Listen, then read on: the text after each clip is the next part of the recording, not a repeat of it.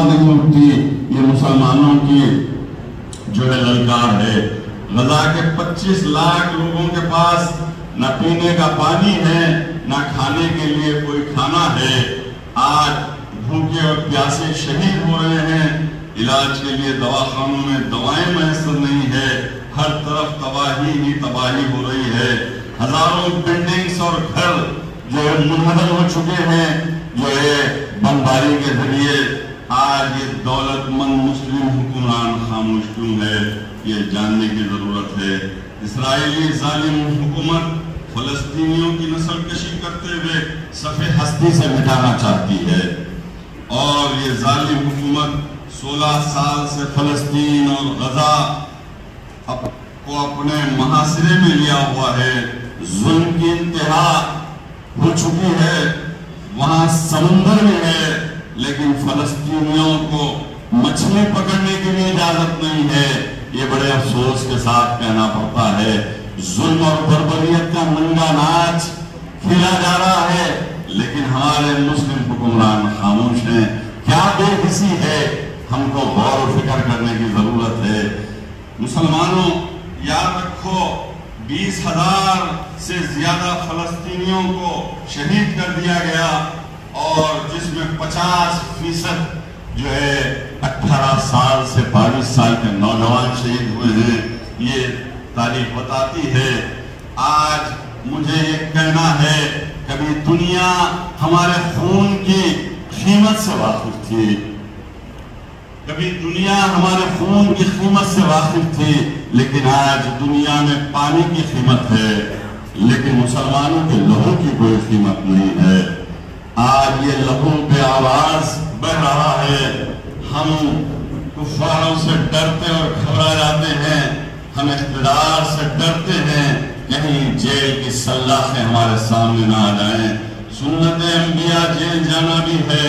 حق کی بات بھی سنت ہے. اللہ کے رسول صلی اللہ علیہ وسلم بدر کے میدان میں بھی تو گئے, احد کے میدان میں بھی تو گئے. یہ نہیں کہا صرف نماز پڑھ لو تسبیح پھیر لو.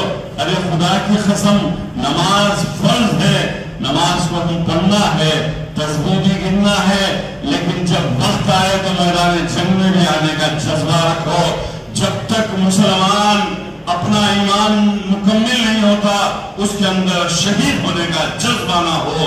شہید ہونے کا جذبہ رکھو, وہی مسلمانوں کا ایمان مکمل ہوگا. آج جو ہے ہم کو قوم کے اندر دارالغلامی پلا پلا کر سلایا جا رہا ہے, لوریاں دے کر تھپک تھپک کر سلایا جا رہا ہے. ارے آج ہم کو سڑکوں پر آنے کی ضرورت ہے. ہم کو آج یہ حال جو مشتاق ملک صاحب وہ عظیم شخصیت ہے جنہوں نے جب CAA یا NRC یا NPR کا مسئلہ چل رہا تھا ہندوستان کے مسلمان 3 مہینے تک نیند اور چین جو ہے انہیں قرار نہیں تھا, جو ہے بیداری میں زندگی گزار رہے تھے. ایسے وقت ایک مرد آہن مجاہد ملت محمد مشتاق ملک صاحب نے ایک آواز دی, اے مسلمانوں تم جب تک اپنا اتحاد نہیں ظاہر کرو گے, تم اپنے آپ کو قربانی دینے کا جذبہ نہیں پیدا کرو گے تو دنیا تمہارے مسائل کو حل نہیں کرے گی. تو CAA NRC اور NPR پر محمد مشتاق ملک صاحب نے ایک ایسا جلسہ عام منعقد کیا. ملین مارچ کے نام پر 15 تا 20 لاکھ مسلمان حیدرآباد میں جو ہے شریک ہوئے اور دنیا نے اس منظر کو دیکھا. آج ہندوستان کی حکومت ہل گئی تھی. ملین مارچ میں مسلمانوں نے اتحاد کا ثبوت دیا لیکن آج فلسطین کا مسئلہ ہے. ہزاروں مسلمان شہید ہو رہے ہیں, معصوم بچے شہید ہو رہے ہیں لیکن میرے قوم کی بے حسی پر مجھے افسوس ہوتا ہے. یہ حال 250 سیٹ کا ہے, یہ بھی جو ہے مکمل جو ہے نہیں بن سکا. تو آج کیا بات ہے کہ نہ سمجھو گے مٹ جاؤ گے ہندوستان والوں, تمہاری داستان تک نہ ہوگی داستانوں میں. آج غور و فکر کرنے کی ضرورت ہے۔ اس ملک میں ہم نے 1000 سال تک حکمرانی کی اور جہاں کی۔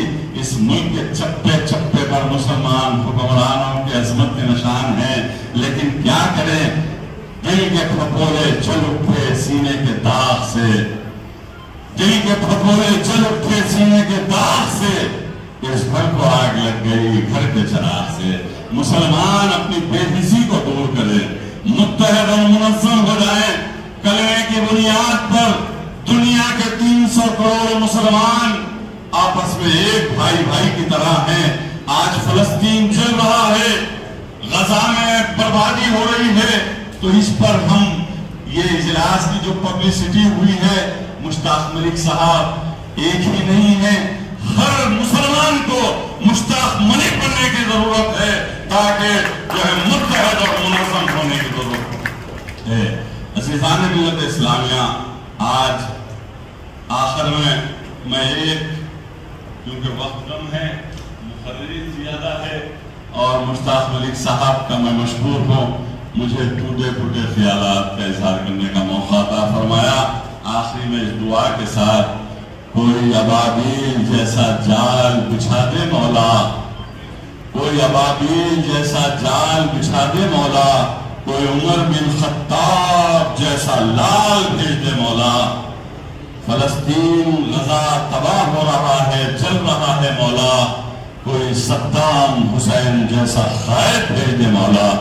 آج ہندوستان کے مسلمانوں کی نمائندگی محمد مشتاق ملک صاحب کر رہے ہیں۔ میں مشتاق ملک صاحب کی خدمات کو خراج تحسین پیش کرتے ہوئے یہ امید کرتا ہوں، جب کبھی بھی مسلمانوں کی کشتی بھنور میں ہوگی تو مشتاق ملک صاحب نکل پڑیں گے اور جو ہے نمائندگی کریں گے۔